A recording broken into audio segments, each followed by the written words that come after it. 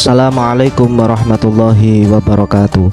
Para peserta ziarah aulia TPQ dan Majelis Ta'lim Al-Muhibbin yang kami hormati, menuju tujuan ziarah ketiga, yaitu adalah makam Habib Abdullah bin Ali Al-Haddad, seorang penyebar Islam dari Timur Tengah. Beliau bernama asli atau beliau adalah putra dari Habib Ali bin Hasan bin Husain bin Ahmad bin Hasan bin Imam Al-Qutub Habib Abdullah bin Alawi Al-Haddad, yang terkenal sebagai seorang penulis buku wirid, yaitu Rotibul Haddad. Beliau adalah guru beberapa habib ternama di Indonesia. Kelahiran dan nasab beliau, Al-Habib Abdullah bin Ali Haddad dilahirkan pada tanggal 4 Syofar tahun 1261 Hijrah atau bertepatan pada 12 Februari 1840 Masehi di kota Hawi Tarim Hadramaut, yaitu sebuah kota tempat tinggal Imam Al-Haddad yang juga dikenal sebagai tempat kelahiran para aulia Al-Qutub dan Autad. Nasab beliau bersambung sampai kepada Rasulullah SAW. Pendidikan dan perjalanan hidup beliau: sejak kecil Habib Abdullah diasuh dan didik langsung oleh ayahnya sendiri, yaitu Al-Alamah Habib Ali bin Hasan Al-Haddad, terutama dalam menghafal Al-Quran. Dalam perjalanan menuntut ilmu di Tarim, beliau sempat belajar beberapa ilmu dari para ulama ternama seperti Mufti Habib Alamah Abdurrahman Al-Masyhur, pengarang kitab Buqyatul Mustarsyidin. Di samping itu, beliau juga belajar kepada Habib Umar bin Hasan Al-Haddad di Ghurfah, Habib Idrus bin Umar Al-Habzi di Siwun, serta Habib Musin bin Alwi As-Segaf dan Habib Muhammad bin Ibrahim bil Faqih. Dan dari guru-gurunya itu beliau memperoleh ilmu tafsir, ilmu fikih, hadis, dan lain sebagainya. Habib Abdullah adalah penganut ajaran tasawuf dari Al-Alamah Habib Abdullah bin Alwi Haddad, yang notabene beliau adalah mbahnya sendiri yang sangat terkenal disebut sebagai Thariqah Haddadiyah.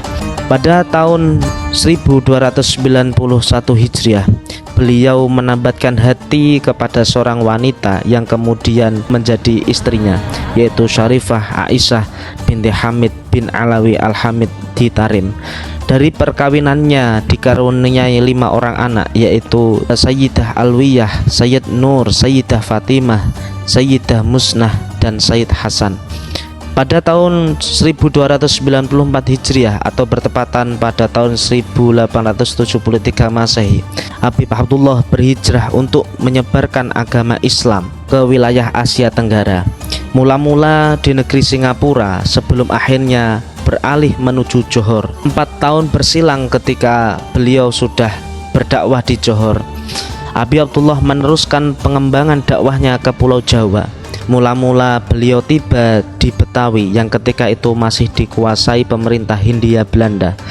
Tak lama di Betawi, lalu meneruskan ke Bogor, Solo, dan Surabaya, dan semua kota di Indonesia yang disinggahi dan dilaluinya tidak begitu memikat hati untuk menjadikan sebagai tempat menetap.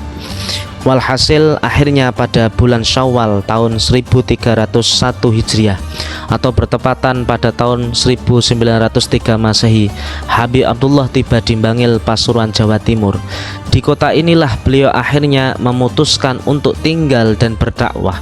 Pada tanggal 27 Jumadil Awal tahun 1302 Hijrah, beliau menikah dengan seorang Syarifah Maryam binti Ali Al-Idrus, seorang istri yang taat beribadah.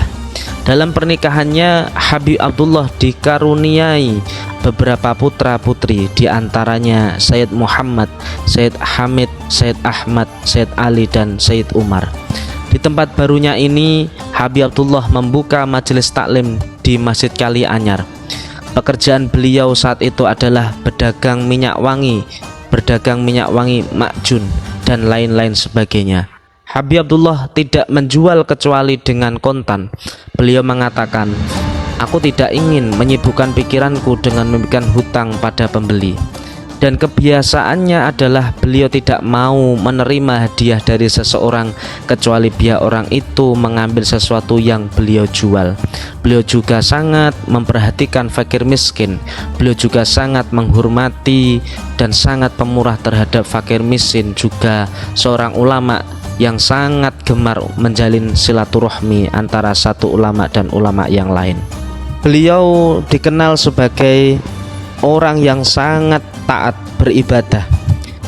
Diceritakan bahwasanya beliau dalam sehari walaupun disibukkan dengan aktivitas mengajar, berjual beli, tapi beliau tidak lebih dalam satu hari membaca Al-Quran kurang lebih 10 juz.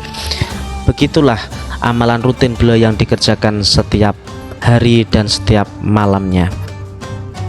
Pada hari Jumat sore tanggal 15 Safar tahun 1331 Hijriah di Bangil, beliau dipanggil menghadap Sang Pencipta dan dimakamkan dekat musolanya yang terletak di daerah Sangeng, Keramat Bangil, Pasuruan. Dan sebagai penghormatan kepada Abdullah, setiap tanggal 27 Safar diadakan haul yang bertempat di area makam tersebut. Semoga dengan kita berziarah di makam beliau, kita mendapatkan percikan barokah-barokah beliau sehingga hidup kita dan seluruh keturunan-keturunan kita mendapatkan barokah dari beliau. Sekian dari saya, akhirul kalam. Wassalamualaikum warahmatullahi wabarakatuh.